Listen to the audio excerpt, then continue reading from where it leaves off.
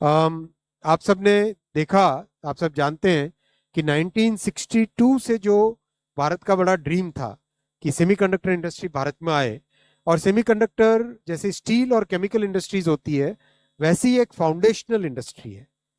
यानी अगर आपके पास स्टील इंडस्ट्री अगर देश में है तो आप उसके बेसिस पे बहुत सारी दूसरी इंडस्ट्रीज क्रिएट कर सकते हो। अगर भारत में मान लो केमिकल इंडस्ट्री है तो उसके बेसिस पे और भी बहुत सारी इंडस्ट्रीज आप क्रिएट कर सकते हो। तो एम्प्लॉयमेंट पोटेंशियल, ये फाउंडेशनल इंडस्ट्रीज का मल्टीप्लायर इंपैक्ट होता है। इसमें फाउंडेशनल इंडस्ट्रीज का हमेशा मल्टीप्लायर इफेक्ट होता है कि केवल उस इंडस्ट्री में एम्प्लॉयमेंट की बात नहीं है, उससे जुड़े हुए जितनी भी इंडस्ट्रीज हैं उन सब में कितना एम्प्लॉयमेंट क्रिएट होता है, वो इंपॉर्टेंट कंप्लीट पूरा बड़ा पिक्चर बनता है।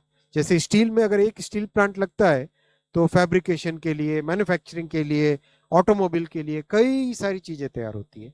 वैसे ही सेमीकंडक्टर में जैसे सेमीकंडक्टर का प्लांट लगता है तो ऑटोमोबाइल में, मोबाइल मैन्युफैक्चरिंग में, इलेक्ट्रॉनिक्स मैन्युफैक्चरिंग में, जो होम में जो अप्लायंसेस यूज होते हैं उन सब में, मतलब practically everything that switches on और switches off, everything that switches on और switches off requires a semiconductor. तो अब तक की प्रोग्रेस और आज का एक नया अप्रूवल। अब तक 4 प्रोजेक्ट्स जो अप्रूव हुए हैं उन चारों में बहुत अच्छी प्रोग्रेस है।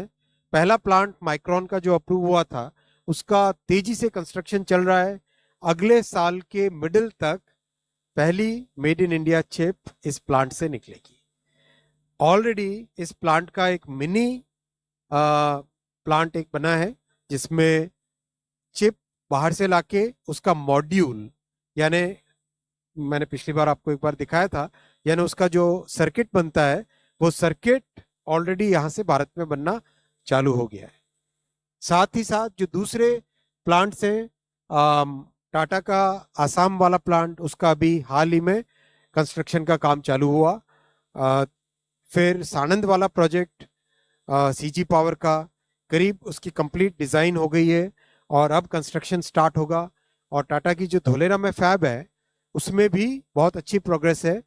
जितना, that's a very very complex and very ambitious project, उसमें भी कंप्लीट डिजाइन का काम बहुत तेजी से चल रहा है। ओवरऑल बहुत अच्छी प्रोग्रेस है। कंप्लीट इकोसिस्टम इमर्ज कर रहा है। कंप्लीट इकोसिस्टम जैसा गैसेस, इक्विपमेंट, केमिकल्स, वो सारी की सारी चीजों की जो सप्लाईज हैं वो सारे एक एक करके भारत में आ रहे हैं। और मल्टीप्लायर इसका इफेक्ट होगा वो इलेक्ट्रॉनिक्स हो, ऑटोमोबाइल हो, इन सब इंडस्ट्रीज में इस सेमीकंडक्टर इंडस्ट्री का इम्पैक्ट होगा। साथियों, भारत की एक बहुत बड़ी ताकत है डिजाइन की कैपेबिलिटी। बहुत करीब करीब दुनिया भर की जितनी भी कॉम्प्लेक्स चिप्स हैं वो सारी भारत में ही डिजाइन होती है। इसीलिए भारत में कैसे अपना खुद का आईपीआर बने, कैसे अपनी खुद की, how do we create our own IPR and how do we make sure that our own our people are designing where the IPR is retained in the country. So that's why we had created a component of the ISM was design linked incentives, DLI, design linked incentives.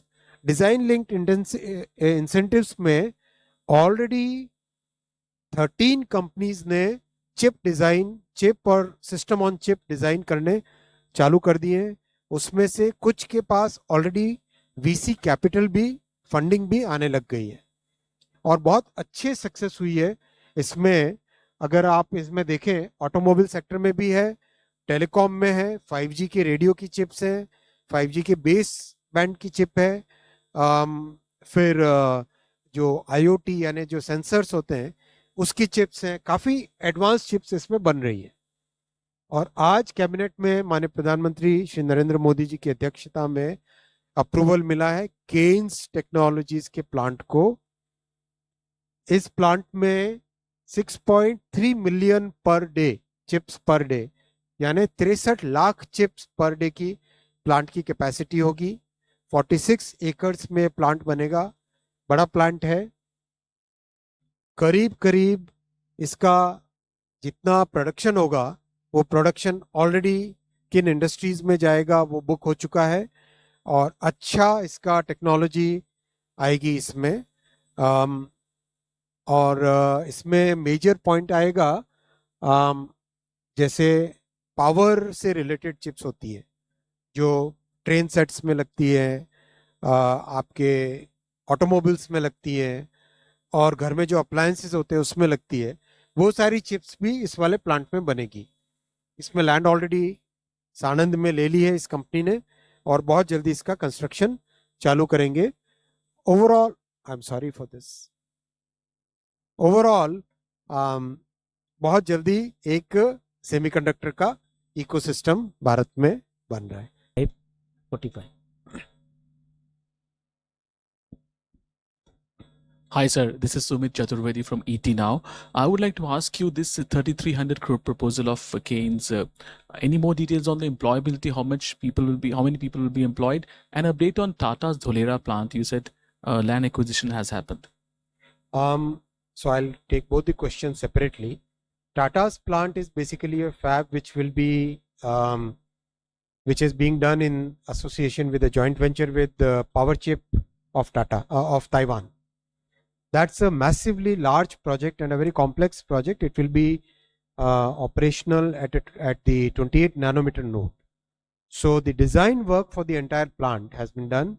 Lots of technology, lots of technological agreements, they are right now being done, being negotiated between various partners. The progress, I would say, is very good because it was approved just a few months back. I think it was approved in January of this year itself. So within such a short time frame, lots and lots of work has already happened. Land is allocated, the geotechnical investigations are done. Whatever needs to be done for manufacturing, giving the final design of the plant, all those inputs are now ready. Coming to this Keynes plant, your question was? Okay, so again, I would like you to see the employability in terms of the entire multiplier impact of a foundational industry. When we look at the employability, the employment generation potential of a semiconductor plant, we have to think like we think about a steel plant or a chemical plant or a plastic plant or a refinery or that kind of thing, right? That is the foundational industry which then feeds into many more industries. So as you know, today we have electronics manufacturing growing at almost 17-18% CAGR. So that industry itself is requiring lots of semiconductors. If we have the semiconductor manufacturing in India, then the multiplier for the electronics manufacturing, for automobile manufacturing, appliance manufacturing, power electronics, all those things become very important, and those industries get the boost. Is about increased outlay for the ISM. See, as we have always said, maintained that the semiconductor mission is a program for at least 10 years minimum. This is an industry which is going to be very crucial for our growth, for our country's growth, for the entire industrial production that we have in our country. We have a large automobile industry in our country, right? We have a very large electronics manufacturing industry coming up in our country. We have practically large number of appliances are now manufactured in India. So the success of Make in India requires that the foundational industries should also be present in our country. So this is a long program. So there will be increased outlay for sure, and we'll come back with the details of the program as and when they are finalized. The second point about digital agriculture. Semiconductor industry में बहुत सारे पहल आपने लिए हैं।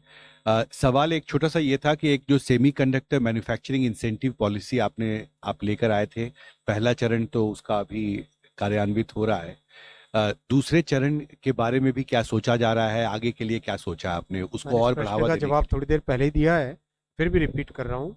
Semiconductor Bharat के भविष्य के लिए, भारत के मैन्युफैक्चरिंग के लिए और हमारे देश के लिए स्ट्रैटेजिक इंपॉर्टेंस है इस इंडस्ट्री की, इसीलिए इसके ऊपर एक लॉन्ग टर्म व्यू रखा गया है। मिनिमम 10 साल का व्यू है, जिसमें फर्स्ट फेज में जो प्रोग्राम्स आए, इसमें डिज़ाइन के लिए, मैन्युफैक्चरिंग के लिए, रिसर्च के लिए, एजुकेशन, आपको मैं ये भी बताना चाहूँगा 113 यूनिवर्सिटीज़, 113 यूनिवर्सिटीज़ में अब सेमीकंडक्टर का एडवांस्ड कोर्स करिकुलम चालू हुआ है, और स्टूडेंट्स को नए टूल्स दिए जा रहे हैं जिससे कि वो प्रैक्टिकल ट्रेनिंग ले। और लैम रिसर्च के साथ मिलके जो सेमाईवर्स यानी वर्चुअल आप एक फैब के अंदर पहुंच के उसका जितनी मैन्युफैक्चरिंग का काम है वो कर सकते हो, उसका पहला बैच भी अभी ऑलरेडी ट्रेनिंग ले रहा है। तो हर चीज जो एक पूरा talent, fab, ATMP, research and development, design, ecosystem के पार्टनर्स, इन सब के ऊपर काम कर रहे हैं। और अगले फेज जब जब अप्रूव होगा तब आपके सामने लेके आऊंगा।